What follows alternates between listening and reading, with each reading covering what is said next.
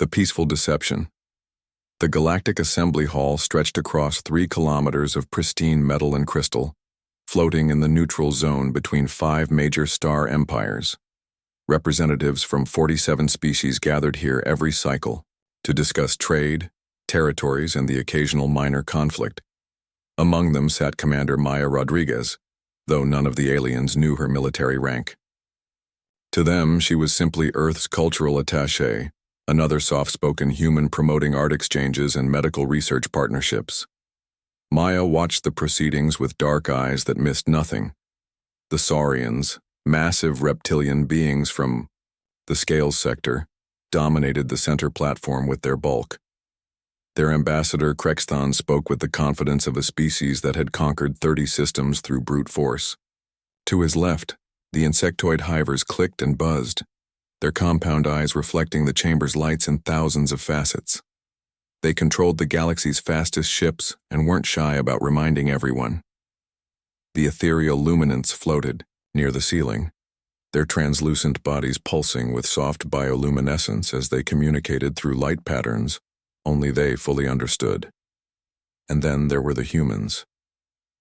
Earth had joined the assembly 73 years ago, presenting themselves as explorers and healers.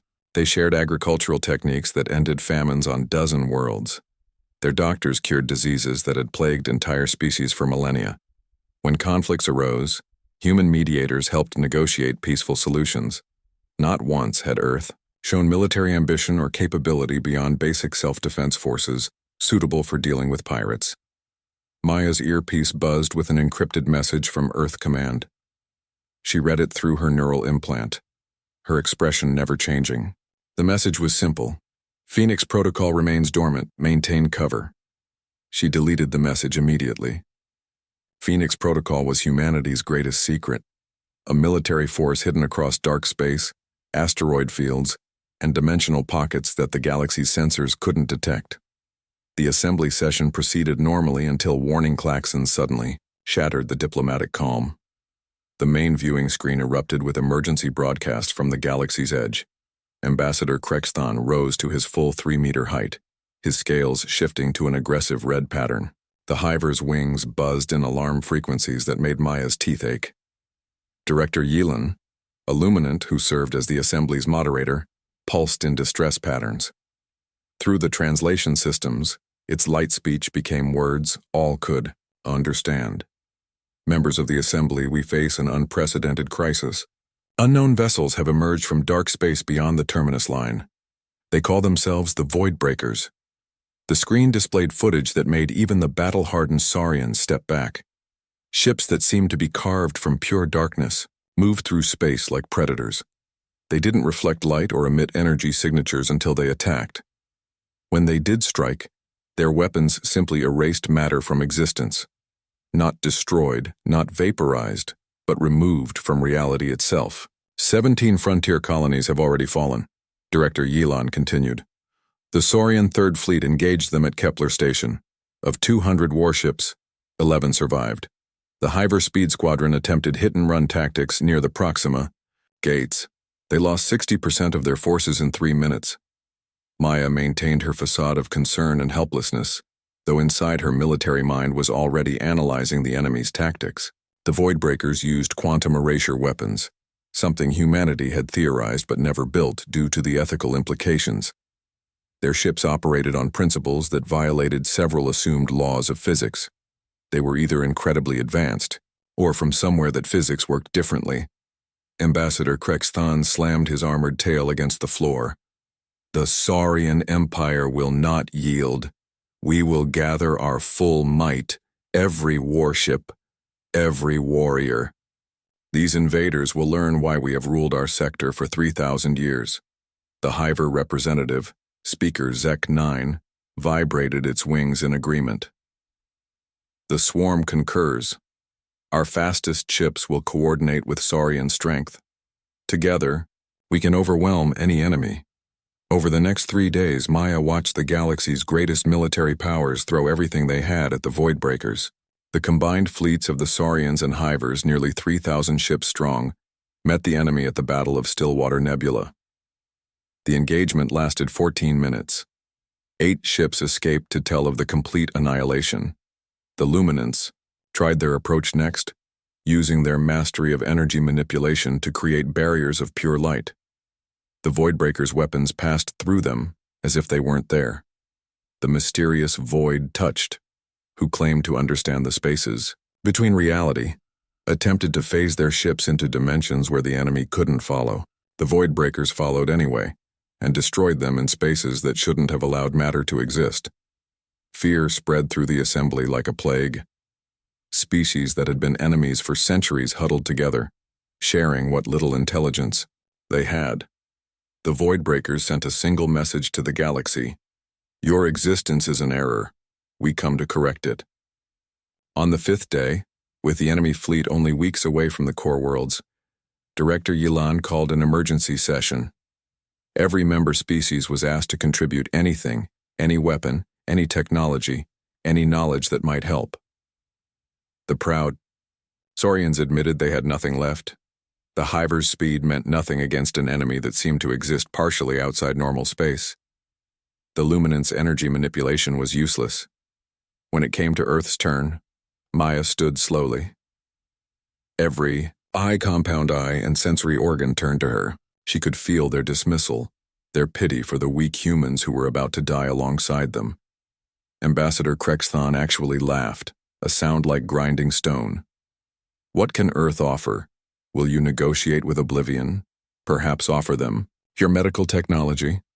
Maya touched a hidden section of her clothing, activating a quantum communicator that connected directly to Earth Command through entangled particles. She spoke a single phrase that had been prepared 73 years ago for a moment like this: "The shepherd must protect the flock." The response came instantly through her implant.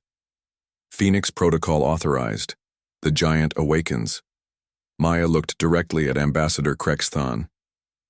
"Earth offers its full military assistance to the Galactic Assembly." She paused, allowing herself a small smile. "Our true military assistance."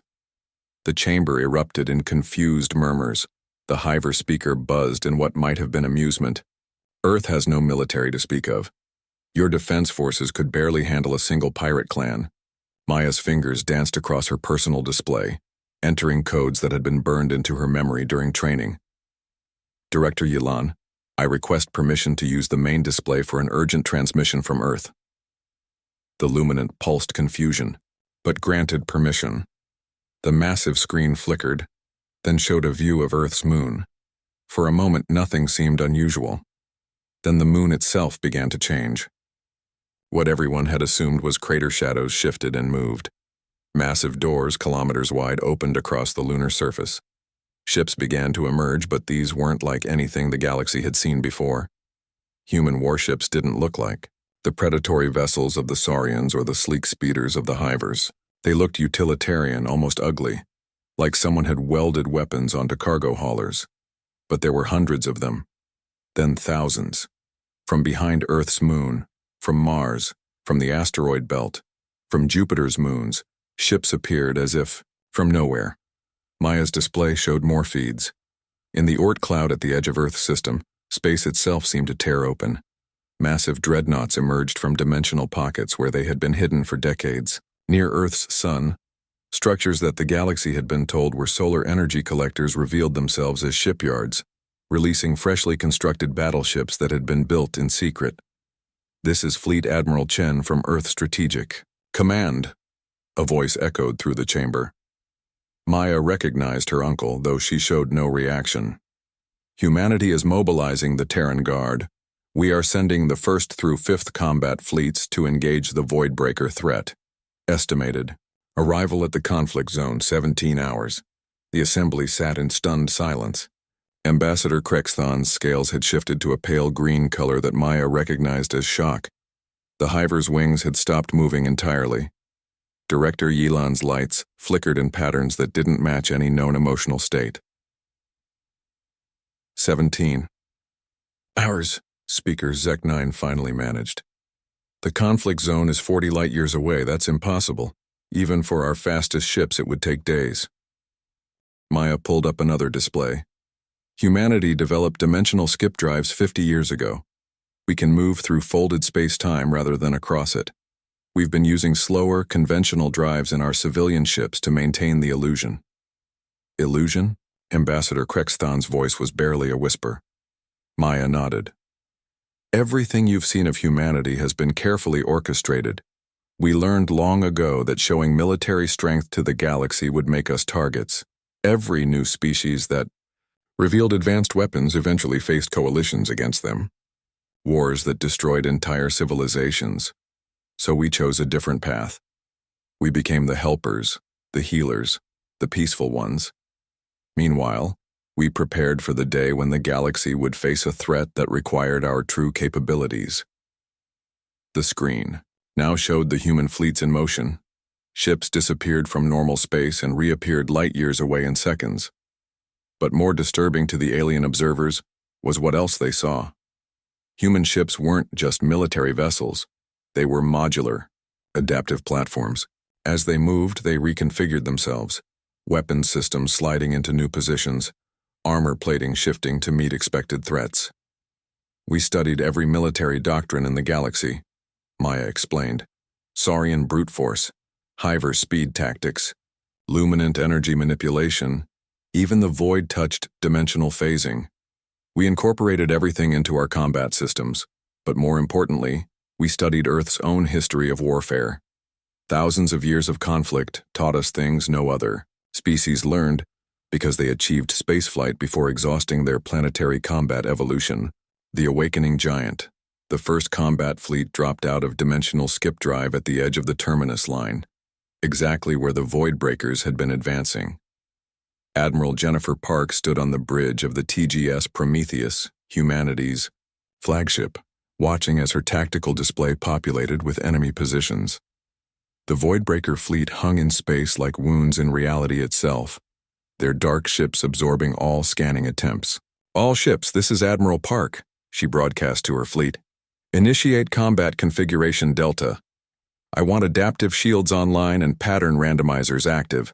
Show these invaders what humanity learned from 10,000 years of warfare." Around her, 500 human warships began to change. Their hulls rippled like liquid as nanoscale reconstruction systems altered their very structure. Weapons ports appeared and disappeared seemingly at random, making it impossible for enemies to predict firing solutions. Shield generators created overlapping fields that constantly shifted frequency and phase. The Voidbreakers noticed the human arrival immediately. Their ships, previously moving in perfect formation toward the core worlds, turned as one to face this new threat. They sent no communication, no demands. They simply attacked. Beams of pure nothingness lanced out from the Voidbreaker ships, the same quantum erasure weapons that had destroyed thousands of alien vessels. They struck the human shields and something unprecedented happened. Instead of passing through or overwhelming the defenses, the beams scattered into harmless particles. "Adaptive shields holding," reported Commander Torres from his station. "The quantum prediction algorithms are working. We're calculating where their weapons will strike before they fire and adjusting shield harmonics to match." Admiral Park smiled grimly. "Return fire. Show them human weapon doctrine number 1. Overwhelming firepower with surgical precision." The human ships responded with a symphony of destruction that would have made their ancestors proud. Kinetic weapons launched projectiles at significant fractions of light speed. Energy weapons fired in coordinated patterns that created interference zones where enemy shields couldn't function. Missile swarms numbering in the thousands swept toward Voidbreaker positions, each one carrying different warhead types to test enemy defenses. But the true surprise came from humanity's special weapons. Ships launched devices that looked like simple probes but were actually localized gravity bombs. They detonated near Voidbreaker vessels, creating microscopic black holes that lasted just long enough to tear enemy ships apart at the molecular level. Other human ships fired temporal distortion weapons that aged sections of enemy hulls by millions of years in seconds, causing them to crumble to dust.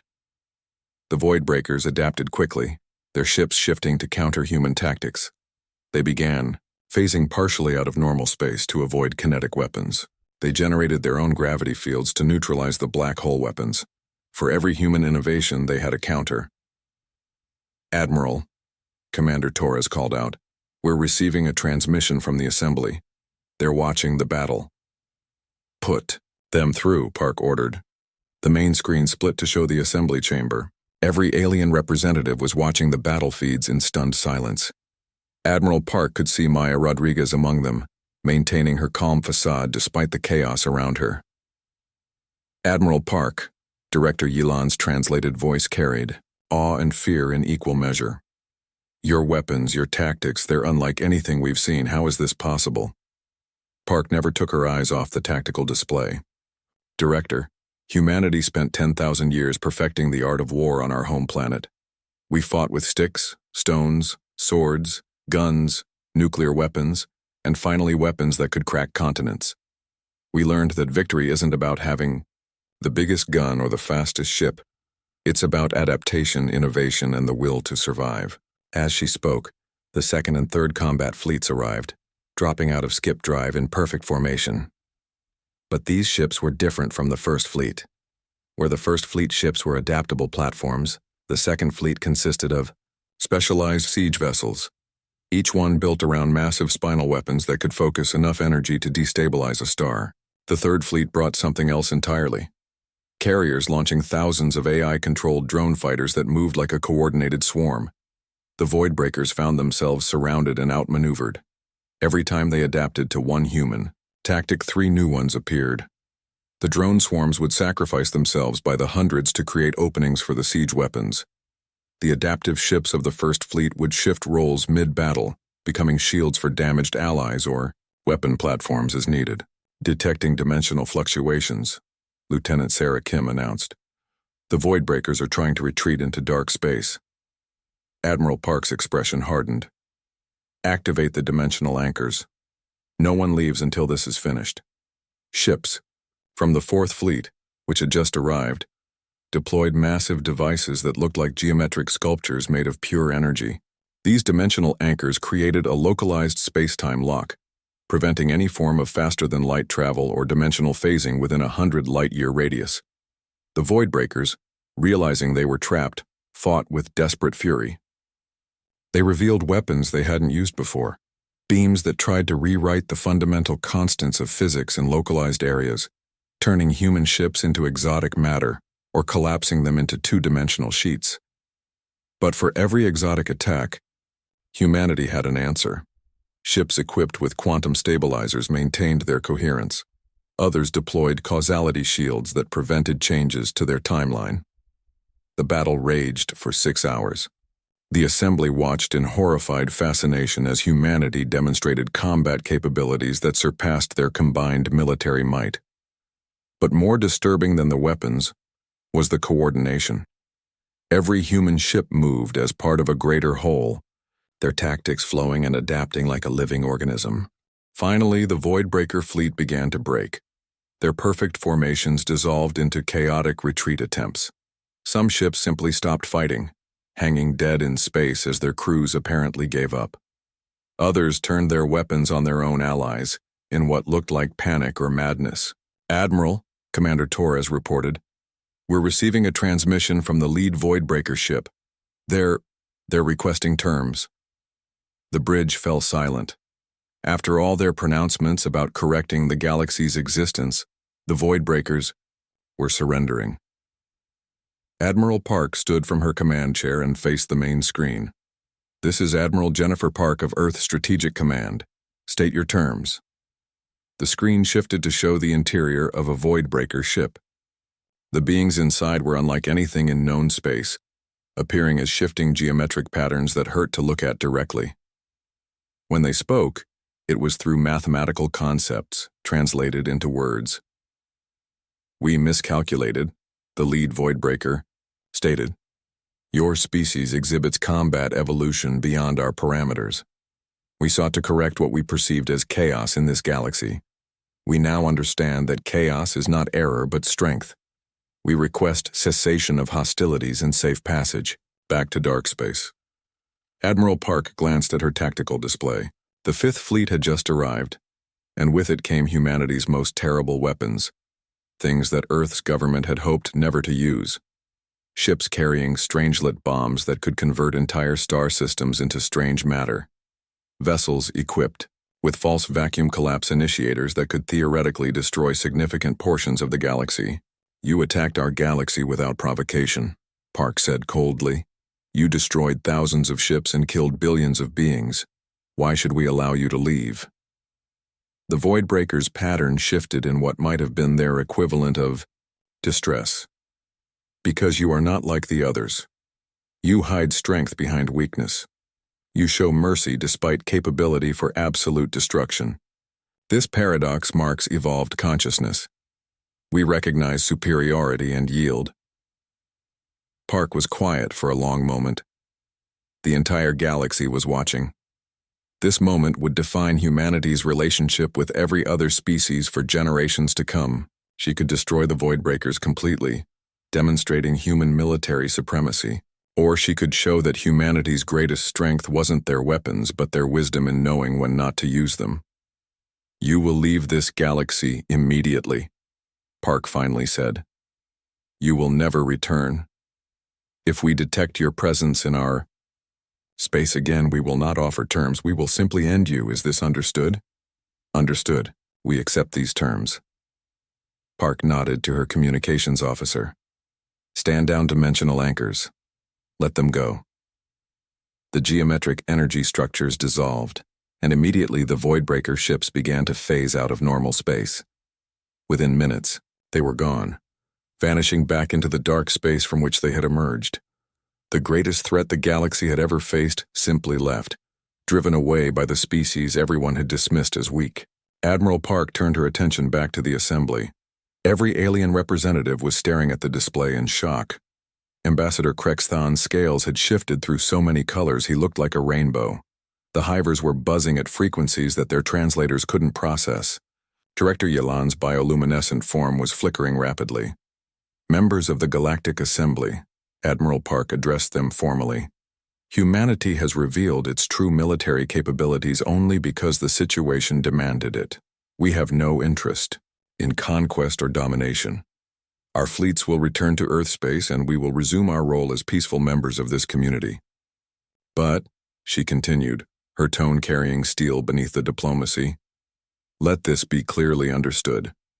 Earth stands ready to defend this galaxy against any threat, external or internal. We have shown you a fraction of our capabilities today. Pray, you never see the rest. Ambassador Krexthon found his voice first. You've been hiding this from us for 73 years. How can we trust you? It was Maya Rodriguez who answered, standing in the assembly chamber, with a confidence she had never shown before. Because in 73 years we've never used our military advantage against any of you. We've helped your colonies, cured your diseases, mediated your conflicts. We've had the power to conquer the entire galaxy this whole time, and instead we chose to be your friends. That should tell you everything about humanity's true nature. Speaker Zek-9's wings finally slowed to normal speed. What else are you hiding from us? Maya smiled. With respect, Speaker, every species has secrets. The difference is that humanity's secrets just saved the galaxy. We propose that things continue as they were. Earth will maintain its peaceful stance, contributing to the assembly as we always have. Our military will return to the shadows unless needed. The only thing that's changed is that now you know we're not weak. We're choosing to be peaceful. The discussions that followed went on for hours. Some species argued that humanity should be expelled from the assembly for their deception.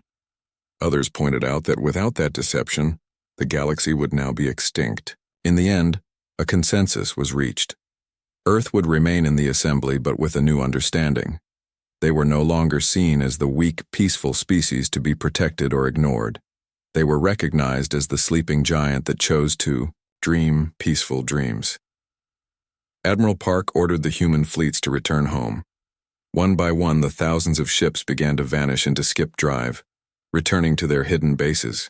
Within hours, it was as if they had never been there at all. The only evidence of the battle was the debris field where Voidbreaker ships had been destroyed, and the sensor logs that every species would study for decades to come. Back on Earth, in a secure bunker beneath the Pacific Ocean, the Global Defense Council met to discuss the implications of revealing Phoenix Protocol. General Harrison, Earth's senior military commander looked tired but satisfied. "The secret is out," he said simply. "The galaxy knows what we are now." President Elena Vasquez nodded thoughtfully. "But they don't know everything. They saw our conventional fleets, our adaptive weapons, our dimensional technology. They didn't see the Omega weapons, the stellar engineering capabilities, or Project Eternity. Should we tell them?" asked Dr. James Chen, head of Earth's Advanced Research Division. "No," Vasquez decided. "Let them think they've seen our full hand. It's better if some cards remain hidden. The galaxy accepts us now as protectors. If they knew the full extent of our capabilities, fear might override gratitude. And so humanity returned to its peaceful facade, though now it was a facade everyone could see through. Earth's diplomats continued their work. Their scientists continued sharing beneficial technologies. Their merchants continued trading. But now, every species in the galaxy knew that behind humanity's smile was the strength to reshape the galaxy if necessary. The Saurians, who had once laughed at human weakness, now sought military alliances with Earth. The Hivers, proud of their speed, asked to study human skip drive technology. The Luminants, fascinated by humanity's energy weapons, proposed joint research projects. Even the enigmatic Void Touched emerged from their dimensional hiding places to discuss the nature of space-time with human physicists. Maya Rodriguez remained at the assembly as Earth's representative, though now her true rank as commander was known.